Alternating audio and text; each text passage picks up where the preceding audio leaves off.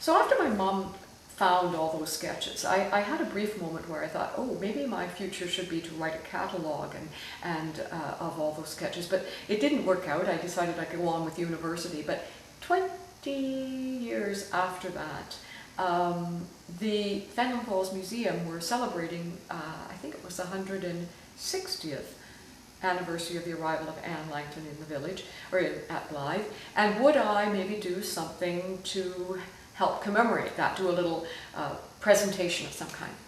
So we had always had in our home 2 copies of Anne Langton's journals, The Gentlewoman in Upper Canada.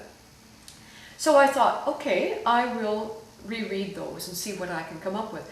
And as I was rereading them, it struck me that there should be a show about this woman. I mean, there is a show that someone wrote called The Bush Ladies, which I'd seen done at the Tarragon Theatre in Toronto.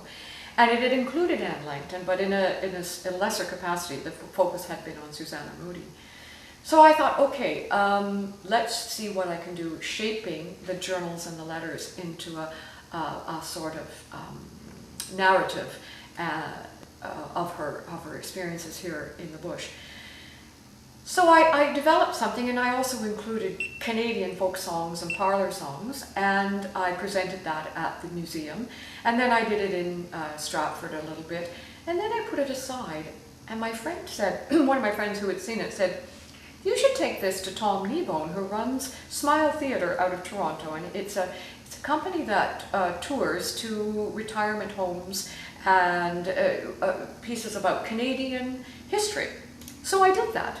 And Tom was very excited. He said, oh, this is great. We have never done anything about Anne Langton. Let's put this together. So he helped to reshape the show and added some fun things, like when I sing When the Iceworms Nest Again, we have a little puppet show with socks and finger puppets being the iceworms.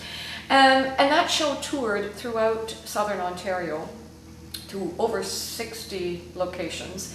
And in almost every location afterwards there was a little discussion, and the audience members and residents of wherever we were had a connection to Fenelon Falls or Bobcaygeon or Sturgeon Lake or some. They'd either had cottages here or they had come from here and moved back to Toronto, but they were always so excited to hear about this story and how, oh yes, we had heard about Anne Langton but hadn't realized all of that. So it was quite gratifying to know that our little community here in Fenelon Falls and Bobcaygeon has a much wider network than we really anticipated.